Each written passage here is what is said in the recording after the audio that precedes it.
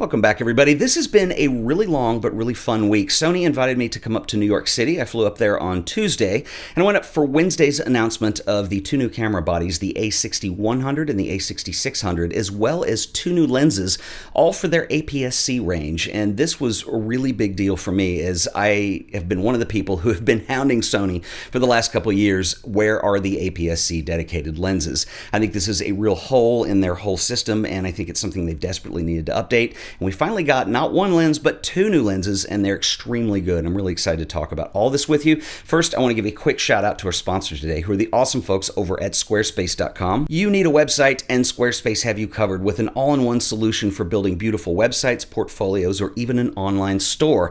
They have a wonderful, easy-to-use drag-and-drop interface, and you start with an award-winning template selection that they've got. Every one of them are customizable, so you can get your website looking exactly how you want it. Head over to squarespace.com and check out the free trial, and if you feel like Squarespace is right for you, I can save you an additional 10% on your order at checkout by using offer code AOP. Once again, that offer code is AOP, and I'll give a special shout out and thanks to the folks at Squarespace for sponsoring another episode of The Art of Photography. So finally, we have two new lenses from Sony. Both of them are zoom lenses. They're both G-designated lenses. The optical quality on both of them is absolutely gorgeous. The 16 to 55 millimeter is an f2.8 aperture, which stays f2.8 throughout the entire zoom range. It is absolutely gorgeous. I love the rendering of not only the sharpness and the detail, but also the autofocus areas when you're getting into bokeh, and it is just absolutely gorgeous. This, I think, is a no-brainer if you shoot Sony APS-C cameras. This is a lens I've been waiting for a long time. It's extremely versatile, and it's going to be one that you use every day. The second lens is a 70 to 350 millimeter.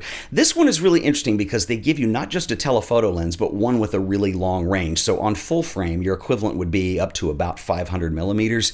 And so there's a lot of versatility to this lens as well. And when I get into the camera bodies, I'm going to talk about this, but speed has been upped considerably, not only on the processor, but also with the autofocus system. And so if you want to shoot sports or something that contains a lot of fast action and you need a telephoto lens to do that with the reach and the range that it's got, this camera system now really works, I think, as Sony has intended it to for quite a while. And so I'm really impressed with both these lenses. I've already got one on pre-order. I am super excited. Now, I want to talk about the bodies because I think these are fairly significant as well. So right now we have just announced the new A6100, which is sort of the entry camera to this system. We had the A6400, which was announced a couple months ago. I did a video on that, and I'll link up that here if you're interested in checking that out. And now we have the top of the range, which is the A6600. And so it's a little bit confusing because there has been gaps filled with an A6300 and A6000, and there was an A6500. And so where does this leave us right now? Well, the main three cameras give us a range that are fairly similar, but they will meet your needs in terms of price depending on what the features that you need are. So for instance, with the A6100, you're not going to get the super advanced features of creative styles and stuff like that, picture profiles if you want to shoot log, it's not going to happen on that camera. But if you just need a camera that's going to do 4K video and it's going to have the best autofocus system of anything on the market I can find, this is probably a no-brainer at $750, no way around it. Now, what's a little bit more confusing to me is that the A6400 and the A6600 are very similar. With the A6600, the biggest difference that you're going to see is it uses the Z battery, which is the updated battery. The other cameras use the W batteries, which were fine, and I'll be honest, when I did the review of the A6400, I was getting better battery performance out of that camera than I did out of the A6300 when I owned that. So I think in many ways there was probably some firmware code rewrites and the camera is more efficient, but since battery life is a big deal, I think it's kind of a no-brainer for that reason alone just to step up to the A6600. You also get IAF in movie mode, and that's also a big deal. I shoot a lot of stills and videos, so it's important for me to have a camera that has IAF not only available for still capture, but also in movie mode. So for that reason, the A6600 is my choice in this lineup. But again, it's the right tool for the right job. That's what Sony are presenting this lineup as. And so if there are features that you don't need, such as IAF in movie mode, then you can get the $750 entry-level camera, and it still outperforms most of what's available on the market today. Now, this brings me to a point that I want to talk about autofocus, because this is where a lot of Sony's efforts have gone into in recent years. In some ways, I think these three cameras are a culmination of a lot of those efforts. And if you haven't used Sony's autofocus system, it got really good this year with the introduction of a big firmware update for the A9. Now, the A9 is a camera that is seriously powerful. It's designed for sports shooting, and it can autofocus up to 50 times per second. That's how often the camera is adjusting for autofocus. Now, even even if you're not doing a lot of high continuous speed shooting, that is still going to pretty much mean that you're going to be in focus when you do trip the shutter. So it's a really nice feature to have whether you shoot sports or not.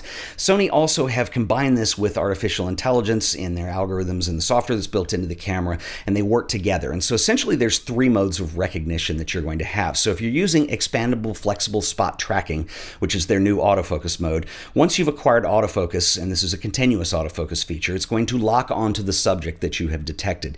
If it can't detect what that is, it just sees it as an object and it will follow that. If it does decide that it is a human face, it will go to a large square box over the face, and then if it has enough detail to detect the human eye, you'll see the small box over the eye. And depending on which eye you're covering, it will default to the other one, and it makes those decisions based on the algorithms programmed to the camera. Now, this is one of the highlights for me, and it is the reason to buy Sony right now. And I think that if autofocus is important, this really is heads and tails above everything else on the market, because not only, back in the days when phase detection was added, and that was the huge buzz, because in conjunction with contrast detection, you had a system that was not only fast, but it was accurate. But now we have an algorithmic component to that Sony have installed into their cameras that allows you to be even more precise and accurate. One of the other impressive things to me with the 6600 was the image stabilization on here.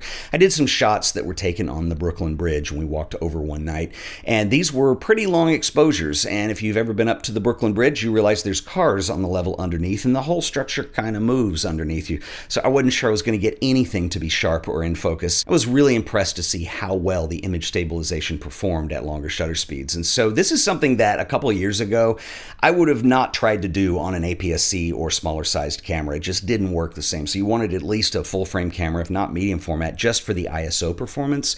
And so obviously technologies, image stabilization being one of those, this enables you to do things with cameras that used to be not really possible. And so I think that's something that makes this a much stronger system in the end as well, especially for a crop frame sensor. Now, one other thing that I want to talk about is video performance. And I'm going to show you a couple examples that I shot. I was very pleased with how this looked. Some of this has to do with the new lenses, because you are going to see a lot more perceived sharpness. I think the image detail is much better. The other thing, though, is we obviously don't have 10-bit from Sony yet for video output. And I've seen some people complain about this. And I think that this is something that Sony will push out in the future. I just don't think you're going to see it real soon as of the time I'm filming this. The reason is if you look at the current cameras in 2019 that are capable of 10-bit video, they are much larger in size because the processing power required to do this requires a lot more. And so you're going to have thermal issues. And I don't think Sony are interested in getting into overheating issues again. It took them a long time to get out of that. So that's one. Two, they have been very open about the fact that they're pushing compact as a major factor in their camera design. They want things to be small, portable, easy to use, easy to carry. And so the body size is not only in full frame, but also in APS-C. They're just such that you're not going to build fans into that same form factor. So I don't think it's going to be until we get probably a new processor, but also a new body design before we see that. Now, having said that, all the video samples that I've shown you have been done with 8-bit in S-Log3, and I think that Sony have done wonders with their S-Log profiles. The video you're watching right now of me and the talking head, I use an A7 III, I shoot an S-Log3, and I use a LUT, and I grade that in post. Now, it adds another step for me into the workflow, but this allows me to do two things, and I think this speaks to the power of being able to shoot in a log profile. Is one, I can control what the color looks like, and two, I can control the noise performance. So I can shoot at much higher ISO settings without having a lot of noise creep into the picture. Noise tends to hide in shadows, and if you expose for the highlights, you end up with a really good looking picture, and it doesn't matter so much that you're shooting at a higher ISO to get there. And so that's one thing that I think you can say for Sony, and the performance of video on all three of these cameras, I've used them all, it's all outstanding. Again, it's different tools, it depends on what the tool for the job that you need is, and it depends on what your personal preference are, but I think that Sony are adding a lot to what we have for options. And I think sometimes if they're guilty of anything, the discrepancies, like I'm not sure why we need 3 cameras in this lineup with only minimal features changing at each step of the way. So for me, I think that makes the A6400 a little bit of a question. Now, if you already own an A6400, it's a solid camera. If you need image stabilization or if you want to go to a Z battery, it makes sense just to go to the A6600. But that's what the lineup is right now. And of course, at the low end, you've got for $750 an entry-level camera that is very capable and very powerful. I'd love to know what you guys think. Drop me a comment below. I'll see you guys in the next video. Until then, later.